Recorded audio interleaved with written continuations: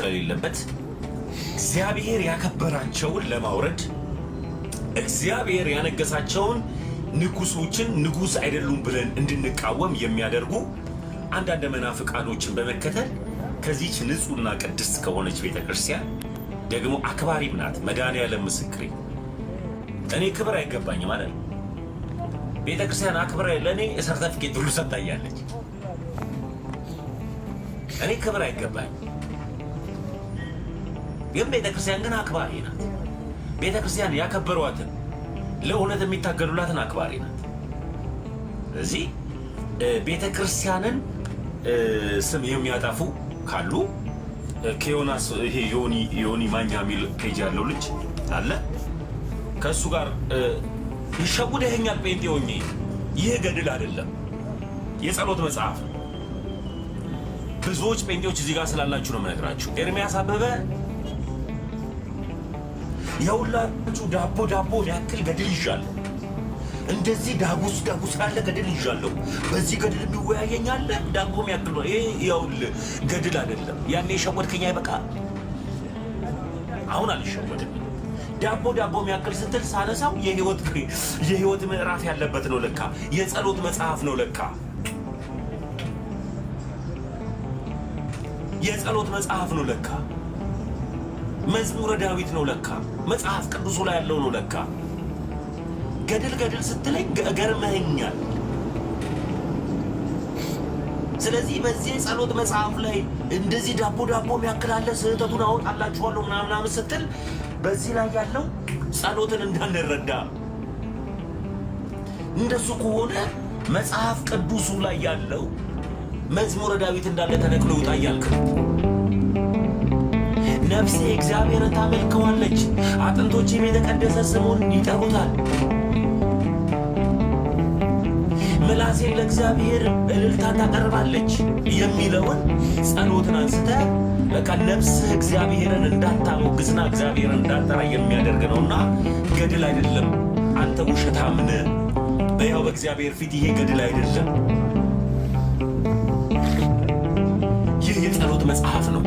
እንደዚህ እያሳየ ከቨሩን የምትሸውደው ትውልድ የለም በዚህ ሰዓት። ስለዚህ ኤርሚያስ አበበ ተናገር ውሸቱ። ለምን ቢባል ይህንን ስም ስሰጥ ከይቅርታ ጋር በእልህ አይደለም የሰጠው። ያልሞተን ሞተ ስላልክ፣ በህይወት ያለን ሞተ ስላልክ ለቤተሰቦቹ ሳታዝን፣ ለወዳጆቹ ሳታዝን በህይወት ያለ ሰውን ለመግደል ስለመጣ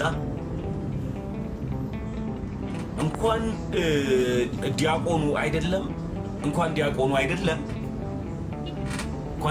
አይደለም አሁን ቀሲስ ሆኗል። አባቱ በህይወት አሉ። አንተ የጠራው ሰው አባቱ በህይወት አሉ።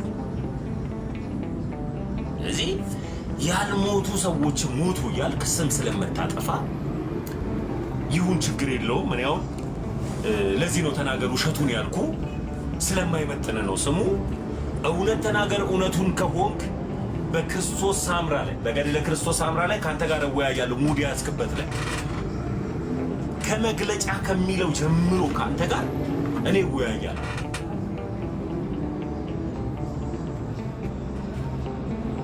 ከዚህ በፊት እኔና ልደት አብረን ሆነን በገድለ አቡነ ገብረ መንፈስ ቅዱስ ላይ ዘር ተኮር የሆነ ስህተት አለበት ብለህ አቡነ ገብረ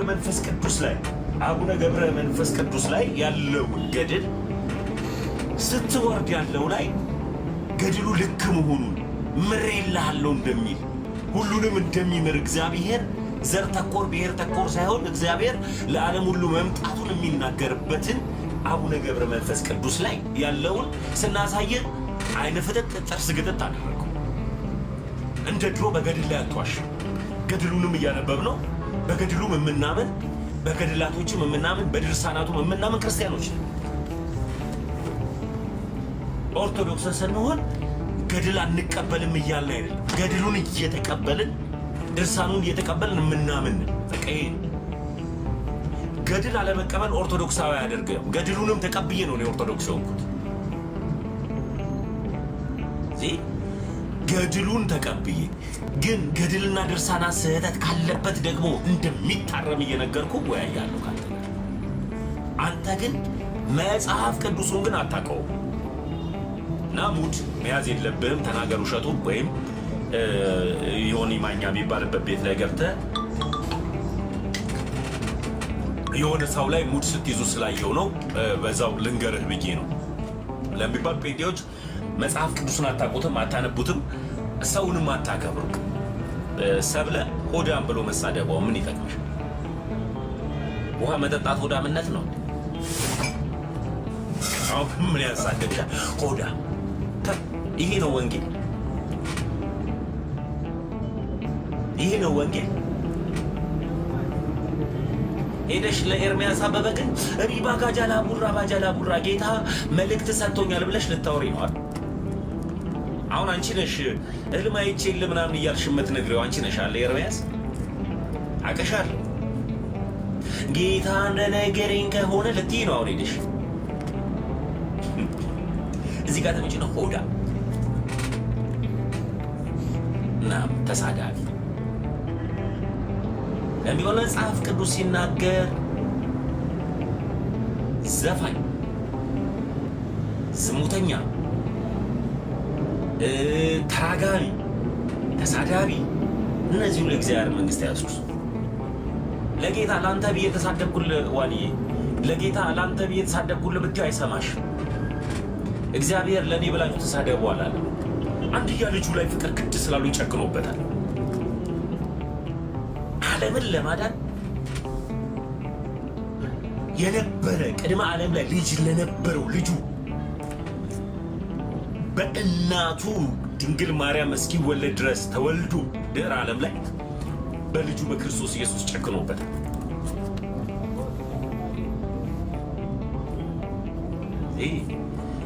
እንኳን ለአንተ ብዬ ተሳድቤ ሄደሽ ለኤርሚያስ አበበ ትንቢት ተንብይለት ከፈለግሽ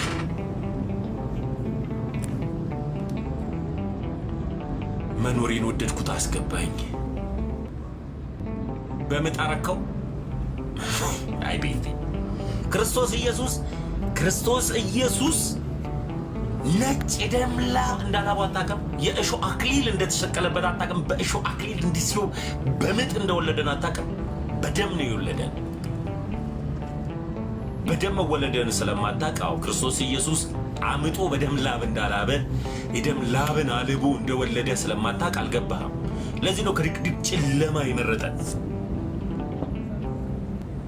በምጥ ነው የተወለድነው እና ይሄ እውነት ወንድሜ። አሁን ወደ ውይይታችን እንሂድ። ሜሪዬ ደውልሻለሁ ብያለሁ። ፑርቴ እንኳን ደህና መጣሽ። ሀኒዬ እንኳን ደህና መጣችሁ። አለምዬ እንኳን ደህና መጣሽ። ዋን ኦፊ አዘጋጅቼልሻለሁ ማታ ፕሮግራሟን ጽፌልሽ የሚመች ቦታ ላይ ስትሆኚ እናወራለን። አሁን ለነሱ ምንም አልነግራቸውም። በጣም ደስ ብሎኛል። እግዚአብሔር አምላክ ይመስገን። ዋንዬ ቪዲዮ ከፍተን ማታ እንገባበታለን አብረን። ዋንዬ ዴቭ እንኳን ደህና መጣ።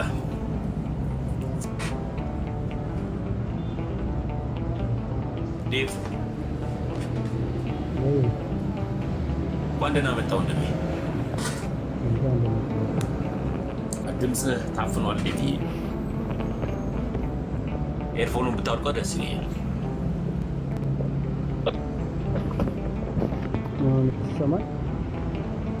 ድምፅህን ትንሽ እንትን ብታደርግልኝ ይሄ ነገር እኔ ራሴ እንደዚህ ባደረገው ደስ ይለኛል።